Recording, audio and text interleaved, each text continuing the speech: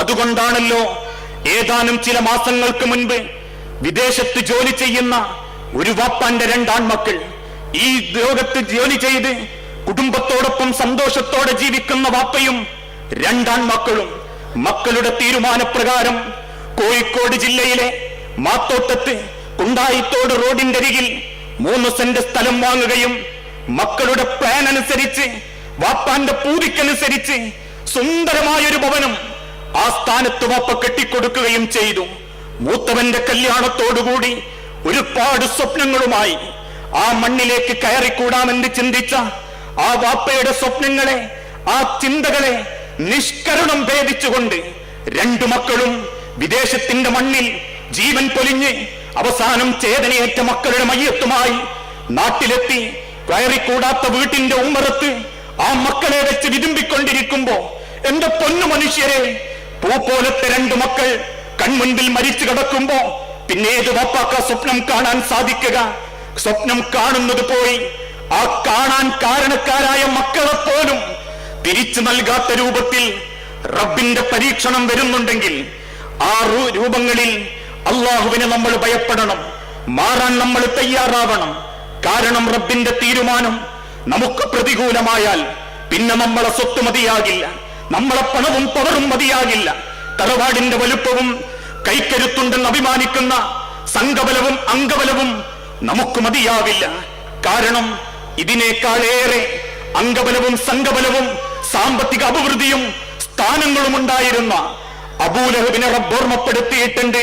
തബ്ബത് യദാ അബീ ലഹബിൻ വതബ് മാ അഗ്നാ അൻഹു മാലുഹു വമാ കസബ്. അല്ലയോ പ്രവാചകരെ, നിങ്ങൾ സങ്കടപ്പെടരുത്. അബൂലഹബിന്റെതാണ് നാശത്തിന്റെ തുടക്കം. മാ അഗ്നാ, അവന്റെ സ്വത്തുക്കൾ അവന് ഉപകാരപ്പെടുകയില്ല, അവന്റെ സമ്പാദ്യം, അവന്റെ സംഘബലം അവന് ഉപകാരപ്പെടുകയില്ല എന്ന് റബ്ബ് വിശുദ്ധ ഖുർആനിലൂടെ ഓർമ്മപ്പെടുത്തിയിട്ടുണ്ടെങ്കിൽ മാറാൻ സാധിക്കണം, മാറിയേ മതിയാകൂ. 6 അടി മണ്ണിലേക്ക് വെക്കുമ്പോ ഈ കാണുന്ന ഒരാൾ പോലും മണ്ണോട് ചേർന്ന് കിടക്കാറില്ല.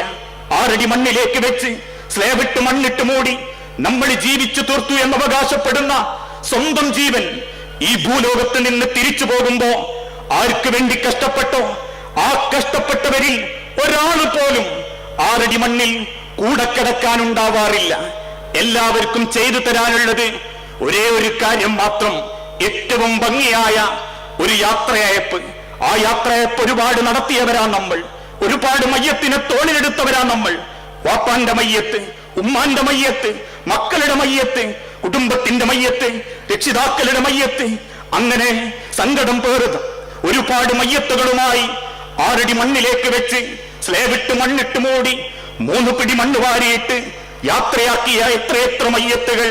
അല്ലാഹുമ്മ സബ്ബിതുഹു ഇൻദ സ്വാൽ, അല്ലാഹുമ്മ അൽഹിംഹുൽ ജവാബ്, അല്ലാഹുമ്മ ജാവിൽ ഖബ്റ അൻ ജംബി, അല്ലാഹുമ്മ ഗ്ഫിർ ലഹു വർഹംഹു, അല്ലാഹുമ്മ ആമിൻഹു മിൻ കുല്ലിൽ ഫസ്ൽ, അല്ലാഹുമ്മ അല്ലാഹുവേ സബ്ബിതുഹു ഇൻദ സ്വാൽ, ഞാൻ ഈ ചേർത്ത് വെച്ച കബറിൽ കിടക്കുന്ന എന്റെ വാപ്പാക്ക് നീ ധൈര്യം കൊടുക്കണേ റബ്ബേ, നീ ധൈര്യം കൊടുക്കണേ റബ്ബേ. അല്ലാഹുമ്മ അൽഹിംഹുൽ ജവാബ്, നിന്റെ ചോദ്യങ്ങൾക്ക് മുൻപിൽ അള്ളാഹുവിന്റെ തിരുദൂതനെ ചുണ്ടി ചോദിക്കുമ്പോ, വേദഗ്രന്ഥത്തെ ചുണ്ടി ചോദിക്കുമ്പോ, റബ്ബാരാണെന്ന് ചോദിക്കുമ്പോ, ആരാണ് ഈ മനുഷ്യനെന്ന് ഓർമ്മപ്പെടുത്തുമ്പോ, എന്റെ റബ്ബേ ധൈര്യത്തോടുകൂടി കെട്ടിക്കുടുക്കലുകളില്ലാതെ, സങ്കടങ്ങളില്ലാതെ, തപ്പിത്തടയലില്ലാതെ ഉത്തരം പറയാനുള്ള കഴിവ് ഈ കബറിൽ കിടക്കുന്ന എന്റെ പൊന്നുമോന് കൊടുക്കണേ നാഥാ, എന്റെ ഉമ്മാക്ക് കൊടുക്കണേ നാഥാ. അല്ലാഹുമ്മ ജാഫിൽ ഖബ്റ അൻ ജംബി, ഏതൊരു കബറിലേക്കും മയ്യത്തിനെ ചേർത്ത് വെക്കുമ്പോ ആ കബറിൽ കിടക്കുന്ന മയ്യത്തിനെ ഒന്ന് ഭയപ്പെടുത്താൻ വേണ്ടി 2 കബറുകളും ചേർത്ത് പോകുമാറ്, വാരിയല്ലുകൾ കൂട്ടിയണക്കുമാറ് കബറുകൾ ഇടുക്കിക്കളയുമ്പോ നാഥാ, എന്റെ വാപ്പയാണ് കിടക്കുന്നത്.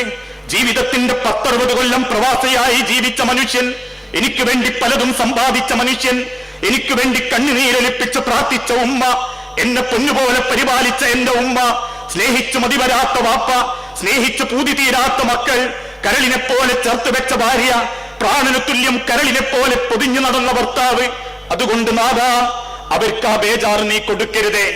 അങ്ങനെ ഒരു 10-15 മിനിറ്റ് നമുക്ക് വേണ്ടി യാത്രയയപ്പ് നൽകി അവരൊക്കെ പിരിഞ്ഞു പോകും.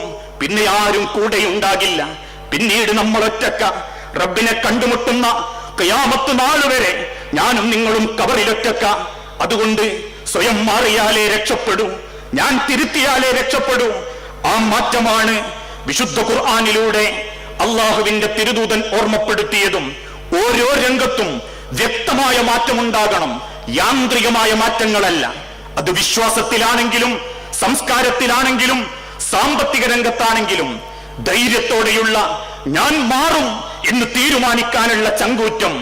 ഈ സദസ്സ് പിരിഞ്ഞു പോകുമ്പോ, ഈ സദസ്സിന്റെ സെക്കൻഡുകൾക്കിടയിൽ ഈ കൊഴഞ്ഞു വീണ് ജീവൻ പോയിട്ടുണ്ടെങ്കിലും എന്റെ ചിന്ത മാറാനുള്ള ചിന്തയാണെന്ന കാരണം കൊണ്ട് റബ്ബിന്റെ സ്വർഗത്തിൽ കാരണമാകുന്നവരിൽ ഉൾപ്പെടാൻ വേണ്ടി പരിശ്രമിക്കണം, ചിന്തിക്കണം. ഓരോ രംഗത്തും വിശ്വാസരംഗം. ഇന്ന് മനുഷ്യൻ ഓരോരുത്തരും അള്ളാഹുവിനെയാണ് വഞ്ചിച്ചു കൊണ്ടിരിക്കുന്നത്. വിശ്വാസരംഗത്ത് റബ്ബിൽ തൃപ്തിപ്പെട്ട് ജീവിക്കേണ്ടതിന് പകരം ആ സൃഷ്ടാവിനെ തിരിച്ചറിയാൻ പലർക്കും സാധിക്കുന്നില്ല. ആ സൃഷ്ടാവിന്റെ കാര്യങ്ങളെക്കുറിച്ച് ബോധവാന്മാരാകാൻ പലർക്കും സാധിക്കുന്നില്ല. അള്ളാഹു ആരാണെന്ന് ചോദിച്ചാൽ അള്ളാഹു ഉണ്ട് എന്നേ നമുക്ക് ഉറപ്പുള്ളൂ. കാരുണ്യവാനായ തമ്പുരാൻ മനുഷ്യരെ ഒരു വേള, ഒരു സെക്കൻഡെങ്കിലും നമ്മൾ ചിന്തിച്ചിട്ടുണ്ടോ? ഉള്ളിലേക്ക് വലിച്ചു കയറ്റുന്ന ഓക്സിജനും പുറത്തേക്ക് മുടക്കമില്ലാതെ പോകുന്ന കാർബൺ ഡയോക്സൈഡും, ഈ 2 കാര്യങ്ങൾ നിലനിർത്തുന്ന ഹൃദയത്തിന്റെ ടിക് ടിക് ശബ്ദവും ഏതെങ്കിലും ഒന്ന് നിലച്ചാൽ അതോടെ തീരും ഈ ദുനിയാവിലെ സെക്കൻഡുകൾ. കാണാനുള്ള കണ്ണ്, കേൾക്കാനുള്ള ചെവി, ഒരു മനുഷ്യന്റെ ശരീരത്തിലുള്ള ഓരോ സുഷിരങ്ങൾ പോലും നമ്മളെ ഒരുപാട് സഹായിക്കുന്നുണ്ടെങ്കിൽ ആ റബ്ബിന്റെ കാരുണ്യത്തെക്കുറിച്ച് നിങ്ങൾ അറിയണം. ഏതാനും ചില ദിവസങ്ങൾക്ക് മുൻപ് ഹജ്ജ് ഉംറയ്ക്ക് വേണ്ടി കുറച്ചാളുകളെയും കൂട്ടി പരിശുദ്ധ കഅബാലയത്തിലേക്ക് എത്തി ഉംറ നിർവഹിക്കാനുള്ള എല്ലാ ചുറ്റുപാടുകളിലും ഒരുങ്ങിക്കൊണ്ടിരിക്കുമ്പോ വൃദ്ധനായ 60ഓളം വയസ്സുള്ളൊരു വാപ്പ സ്വന്തം വയറുഭാഗം പൊട്ടിപ്പിടിച്ച് ഹറമിന്റെ മുറ്റത്ത് അദ്ദേഹം കരഞ്ഞിരിക്കാൻ തുടങ്ങി. ആറിക്കരയുന്ന മനുഷ്യന്റെ കരച്ചിൽ കണ്ട് ഞങ്ങൾ ഓരോരുത്തരും സങ്കടപ്പെട്ടു. ചോദിച്ചു ആ വാപ്പാനോട്, എന്തേ വാപ്പാ നിങ്ങൾക്ക് പറ്റിയത്? വയറ് പൊത്തിപ്പിടിച്ച വാപ്പാന്റെ മറുപടി, മക്കളെ, ഇന്നലെ രാത്രി മൂത്രമൊഴിച്ചതാ, മൂത്രമൊഴിച്ചിട്ടില്ല. ഞാൻ ഇന്ന് രാവിലെ റൂമിലെത്തിയപ്പോ ബാത്റൂമിൽ ചെന്നു നോക്കി, മൂത്രം പോകുന്നില്ല. ഒരു തുള്ളി മൂത്രം പോലും എന്റെ വയറ്റിന്ന് പുറത്തു പോകുന്നില്ല. എനിക്കാവട്ടെ ആ ആവശ്യം നിർവഹിക്കാൻ മുട്ടിയിട്ടുമുണ്ട്. നടക്കാൻ പറ്റാതെ ഒരു നേരം വയറിൽ നിന്ന് ആ വിസർജ്യം പുറത്തു പോകാതായപ്പോ അവിടെയുള്ള ആളുകളെ സങ്കടപ്പെടുത്തുമാറ് വയറ് പൊത്തിപ്പിടിച്ച് കരയുന്നുണ്ടെങ്കിൽ അള്ളാഹുവിന്റെ കാരുണ്യം, അള്ളാന്റെ കാരുണ്യത്തെ കുറിച്ച് നിങ്ങൾ ചിന്തിച്ചാൽ, നടത്തിയാൽ നിങ്ങൾക്കതിന്റെ എണ്ണമെടുക്കാൻ സാധിക്കില്ല. ആ കാരുണ്യവാനായ റബ്ബ്, ആ റബ്ബ് ഓർമ്മപ്പെടുത്തി, അവരിൽ പലരും അള്ളാഹുവിനെ മനസ്സിലാക്കേണ്ട രൂപത്തിൽ മനസ്സിലാക്കിയിട്ടില്ല. അവരിൽ പലരും അള്ളാഹിനെ തിരിച്ചറിഞ്ഞിട്ടില്ല. ഓരോ നിമിഷങ്ങളിലും ഓരോ സെക്കൻഡുകളിലും അള്ളാഹു നമ്മളെ അറിയുന്നുണ്ട്. അത് ഉറക്കത്തിലായാലും ജീവിച്ചുകൊണ്ടിരിക്കുന്ന സെക്കൻഡുകളിലായാലും കാരുണ്യത്തിന്റെ കരങ്ങൾ ഓരോ സെക്കൻഡും റബ്ബ് നമുക്ക് നേരെ നീട്ടിക്കൊണ്ടിരിക്കുന്നുണ്ട്. ആ റബ്ബിനെ തിരിച്ചറിയാനും വിശ്വാസം ഉൾക്കൊള്ളാനും നമ്മെ കൊണ്ട് സാധിക്കണം. എത്ര നമ്മൾ ഓടിയാലും, എത്ര നമ്മൾ സമ്പാദിച്ചാലും, എന്തൊക്കെ നമ്മൾ വാരിപ്പിടിച്ചാലും അവസാനം ചെന്നു കയറാനുള്ളത് ആ സിട്ടാവിന്റെ മടിത്തട്ടിലേക്ക് തന്നെയാ. അതാണ് വിശുദ്ധ ഖുർആനിലൂടെ അല്ലാഹു തആല ഓർമ്മപ്പെടുത്തിയതും. കുൽ, പ്രവാചകരെ നിങ്ങൾ പറയണം, ഇന്നൽ മൗത്തല്ലദീ തഫിറൂന മിൻഹു, അവർ ഓടിയൊളിക്കാൻ ശ്രമിക്കുന്ന ആ മരണമുണ്ടല്ലോ, മരണമെന്ന യാഥാർത്ഥ്യം നേരം വെളുക്കുമ്പോ കിടക്കപ്പായയിൽ നിന്ന് എഴുന്നേൽക്കുന്ന സമയത്ത് ആഞ്ഞു വലിക്കുന്ന ശ്വാസത്തോടൊപ്പം വാരിയലിന്റെ ഉള്ളിലൂടെ ഒരു കുട്ടി പറയുന്ന വേദന തോന്നിയാൽ ആ സെക്കൻഡ് മുതൽ നമ്മൾ മരണത്തെ പേടിച്ചു തുടങ്ങും. ആ വേദനയുടെ കാരണം അന്വേഷിച്ച് ഏതൊക്കെ ഹോസ്പിറ്റലുകളിൽ ചെന്ന് എന്തൊക്കെ ചെക്കപ്പുകൾ നടത്തി അവസാനം അത് കുഴപ്പമില്ല, അതൊരു ഗ്യാസിന്റെ വേദനയാണെന്ന് അറിയുന്ന സെക്കൻഡ് വരെ നമ്മൾ ഭയപ്പെടുന്ന മരണമുണ്ടല്ലോ, ആ മരണത്തിന്റെ വേദന, ഭയപ്പാട്, അത് നിങ്ങളെ കണ്ടുമുട്ടുക തന്നെ ചെയ്യും. സുമ്മ തുറദ്ദൂന ഇലാ ആലിമിൽ ഗൈബി വശഹാദ, പിന്നെ നിങ്ങൾ മടക്കപ്പെടുന്നത് ദൃശ്യവും അദൃശ്യവും അറിയുന്ന സൃഷ്ടാവിന്റെ അരികിലേക്കായിരിക്കും. ഫയുനബ്ബിഉകും ബിമാ കുൻതും തഅമലൂൻ. ആ ലോകത്ത് വെച്ച് റബ്ബ് നിങ്ങൾക്ക് ഓർമ്മപ്പെടുത്തി തരും നിങ്ങൾ എന്തൊക്കെ ചെയ്തിട്ടുണ്ട് എന്ന്. നിങ്ങൾ ചെയ്യുന്നത് തൊട്ടടുത്ത ബെഡിൽ കിടക്കുന്ന ഒരാൾ അറിയുന്നില്ല. എന്റെ മനസ്സിലുള്ള കാപട്യം എന്റെ കൂടെ കിടക്കുന്ന പെണ്ണിന് പോലും അറിയാൻ സാധിക്കുന്നില്ല. എന്റെ മനസ്സിലുള്ള കള്ളത്തരം എന്റെ ഒപ്പം ജീവിക്കുന്നവർക്ക് തിരിച്ചറിയാൻ പറ്റുന്നില്ല. പക്ഷേ ഫയുനബ്ബിഉകും, അള്ളാഹുവിന്റെ മഹ്ശറയിൽ നിങ്ങൾ വിചാരണക്ക് നിർത്തപ്പെടുമ്പോ ആ സെക്കൻഡിൽ അള്ളാഹു നിങ്ങളെ അറിയിച്ചു തരും. ആ സൃഷ്ടാവിനെ നിങ്ങൾ ഭയപ്പെടണം. ആ റബ്ബിനെ കൈവിടല്ലേ. ഇന്ന് പല രംഗത്തും സൃഷ്ടാവിന്റെ തൃപ്തി ആർക്കും വേണ്ടാത്തൊരവസ്ഥ. കല്യാണമാണോ, ബന്ധുക്കൾ വരണം, കുടുംബക്കാര് വരണം, കല്യാണം കെങ്കേമമാക്കണം. അള്ളാഹുവിന്റെ മാർഗത്തിൽ ദീനീ ചിട്ടയുടെ തുടക്കത്തിലുള്ള ചെറിയ ചെറിയ കാര്യങ്ങൾ മാത്രം, മറിച്ചുള്ള കാര്യങ്ങളിൽ റബ്ബിന്റെ തൃപ്തി ആർക്കും വേണ്ട. നിക്കാഹിന്റെ തൃപ്തി മാത്രം മതി. നിക്കാഹിന്റെ കുറച്ചാളുകൾ, പള്ളിയിലുള്ള ഉസ്താദ്, എന്നിട്ടതിന്റെ ചുറ്റുഭാഗങ്ങളിലുള്ള അത്യാവശ്യം മാന്യമായ സൽക്കാരം, അതോടുകൂടി കഴിയുന്നില്ല പലതും. പിന്നീട് അത് ഏറ്റെടുക്കുന്നത് കുടുംബക്കാരാ, പിന്നീട് അത് നടപ്പിലാക്കുന്നത് കൂട്ടുകാരാ. പടകം പൊട്ടിച്ചും പാട്ടുവെച്ചു തുള്ളിയും ആണും പെണ്ണും ഇടകലർന്ന് അങ്ങേയറ്റത്തിന്റെ ആഘോഷരാവുകളാക്കിയും നല്ല രൂപങ്ങളിൽ ഔറത്ത് പോലും മറയ്ക്കാത്ത വസ്ത്രവിധാനത്തോടെ അണിഞ്ഞൊരുങ്ങിയും അതിനെ കലുഷിതമാക്കുമ്പോ റബ്ബിന് ആർക്കും വേണ്ട. അള്ളാഹുവിന്റെ തൃപ്തി പലർക്കും ആവശ്യമില്ല. ഇന്ന് ദുനിയാവിലെ മറ്റു പലരുടെയും തൃപ്തി മതി എന്ന രൂപത്തിലുള്ള ചിന്ത. പക്ഷേ റസൂലുള്ള, ലോകത്തിന്റെ മുൻഗാമികളായ പ്രവാചകന്മാർ, സ്വഹാബാക്കൾ അള്ളാഹുവിനെ വിശ്വസിച്ച, തിരിച്ചറിഞ്ഞ യാഥാർത്ഥ്യം, മൂസാ നബി അലൈഹിസ്സലാത്തു വസ്സലാമയുടെ ചരിത്രം ചെങ്കടലിന്റെ വക്കിലെത്തി ആ കുത്തിയൊലിക്കുന്ന വെള്ളത്തിൽ നോക്കി സങ്കടപ്പെടുന്ന ജനങ്ങളോട് എന്തേ മൂസ നമ്മൾ ചെയ്യുക എന്ന് ചോദിച്ചപ്പോ, ഇന്ന മഈ റബ്ബീ സയഹ്ദീൻ, തീർച്ചയായും നമ്മോടൊപ്പം എന്റെ രക്ഷിതാവുണ്ട്, അവൻ നമുക്ക് മാർഗം കാണിച്ചു തരും എന്ന് തിരിച്ചു പറഞ്ഞ മൂസാ നബി അലൈഹിസ്സലാത്തു വസ്സലാമയുടെ വിശ്വാസം. സൗർ ഗുഹയുടെ യാമങ്ങളിൽ ശത്രുക്കൾ ഓരോരുത്തരും ഗുഹാമുഖത്തിലൂടെ നടക്കുമ്പോ സങ്കടപ്പെട്ട അബൂബക്കർ സിദ്ദീഖ് റളിയല്ലാഹു അൻഹുവിനോട്, ലാ തഹ്സൻ യാ അബൂബക്കർ, സങ്കടപ്പെടല്ല അബൂബക്കറെ, ഇന്നല്ലാഹ മഅനാ, നമ്മോടൊപ്പം മൂന്നാമനായി നമ്മുടെ സൃഷ്ടാവുണ്ട് എന്ന് തിരിച്ചു പറഞ്ഞ ലോകത്തിന്റെ തിരുദൂതന്റെ വിശ്വാസം. മഹാനായ പ്രവാചക സ്വഹാബി ഇബ്നു ഹുദാഫ റളിയല്ലാഹു അൻഹുവിന്റെ വിശ്വാസം ഇസ്ലാമിക ചരിത്രത്തിൽ തങ്കലിപികളാൽ രേഖപ്പെടുത്തപ്പെട്ടിട്ടുണ്ട്. യാത്രക്കിടയിൽ തന്റെ 72ഓളം കൂട്ടുകാരോടൊപ്പം ഇബ്നു ഹുദാഫ എന്ന സ്വഹാബിയെ റോമൻ ചക്രവർത്തി സീസർ ബന്ധസ്ഥനാക്കി. എല്ലാവരെയും കൊട്ടാരത്തിൽ കൊണ്ടുവന്ന് ഈത്തപ്പന മരങ്ങളിൽ 72 പേരെയും പിടിച്ചു കെട്ടപ്പെട്ടു. ഇബ്നു ഹുദാഫാന്റെ മുഖത്ത് നോക്കി സീസർ എന്ന ഭരണാധികാരി ചോദിച്ചു, ഇബ്നു ഹുദാഫ, നിന്റെ സ്ഥാനത്ത് മുഹമ്മദാണെന്നും എനിക്ക് സീസറിന്റെ മതം മതിയായിരുന്നു എന്നും ഒരു തവണ താങ്കൾ പറഞ്ഞാൽ ഈ കണ്ട കൂട്ടുകാരോടൊപ്പം താങ്കൾക്ക് മദീനയിലേക്ക് രക്ഷപ്പെട്ടു പോകാം. ഒരു ഉപദ്രവവും നിങ്ങളെ ഞങ്ങൾ ഏൽപ്പിക്കുകയില്ല. പുഞ്ചിരിയോടെ ഇബ്നു ഹുദാഫ റളിയല്ലാഹു അൻഹു തിരിച്ചു പറഞ്ഞു, അല്ലാഹു അക്ബർ, എനിക്കെന്റെ റബ്ബാണ് വലിയവൻ, എനിക്കെന്റെ റബ്ബാണ് വലിയവൻ. ദേഷ്യം പിടിച്ച സീസർ ഒരു കൂട്ടുകാരനെ കൊണ്ടുവന്നു. അവർക്ക് നടുവിൽ തീ കത്തിച്ച് വിറക് വെച്ചു. ആ വിറകിന്റെ മുകളിലേക്ക് ചട്ടി വെക്കുകയും എണ്ണ ഒഴിക്കുകയും ആ തിളച്ചു മറിയുന്ന എണ്ണയിലേക്ക് ചൂണ്ടി.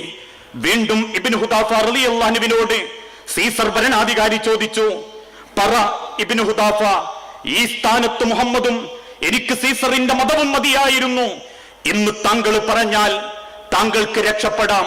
പുഞ്ചിരിയോടെ ഇബ്നു ഹുദാഫ റളിയല്ലാഹു അൻഹുവിന്റെ തിരിച്ചുള്ള മറുപടി, ലാ ഇലാഹ ഇല്ലല്ലാഹ്, എനിക്കെന്റെ റബ്ബ് അള്ളാഹുവിന് മാത്രം മതി. കൂട്ടുകാരനെ വറച്ചട്ടിയിലേക്ക് ഇട്ടു. കരിഞ്ഞ് കരിക്കട്ടയായി പെടഞ്ഞു മരിക്കുന്ന കൂട്ടുകാരനെ ചൂണ്ടി വീണ്ടും ഭരണാധികാരി ചോദിച്ചു, പറ ഇബ്നു ഹുദാഫ, താങ്കൾക്ക് മാറാൻ തയ്യാറുണ്ടോ? ഇബ്നു ഹുദാഫ നിഷേധത്തിൽ തലയാട്ടി. കരിഞ്ഞ് കരിക്കട്ടയായി കിടന്ന കൂട്ടുകാരനെ ഇബ്നു ഹുദാഫാന്റെ മുൻപിൽ നിന്ന് അല്പം ദൂരത്തേക്ക് മാറ്റിക്കടത്തിയപ്പോ ആ സുഹൃത്തിന്റെ മയ്യത്ത് കണ്ട് ഇബ്നു ഹുദാഫ എന്ന സ്വഹാബിയുടെ കണ്ണിൽ നിന്ന് കണ്ണുനീരൊലിക്കാൻ തുടങ്ങി. കണ്ടു നിൽക്കുന്ന സീസർ ഭരണാധികാരിയും കൂട്ടരും ചോദിച്ചു, എന്തേ ഇബ്നു ഹുദാഫ, മാറണം എന്ന് തോന്നുന്നുണ്ടോ? അള്ളാഹുവിനെ തള്ളിപ്പറയണം എന്ന് തോന്നുന്നുണ്ടോ ഇബ്നു ഹുദാഫ? എന്തിനാ താങ്കൾ കരയുന്നത്? ഇബ്നു ഹുദാഫ റളിയല്ലാഹു അൻഹുവിന്റെ തിരിച്ചുള്ള മറുപടി, അല്ലയോ വിഡ്ഢിയായ ഭരണാധികാരി, എന്റെ ശരീരത്തിലെ ഒരു രോമത്തിൽ പോലും ആ ചിന്ത ഇബ്നു ഹുദാഫക്കുണ്ടായിട്ടില്ല. പിന്നെന്തിനാ ഇബ്നു ഹുദാഫ താങ്കൾ കരഞ്ഞത്?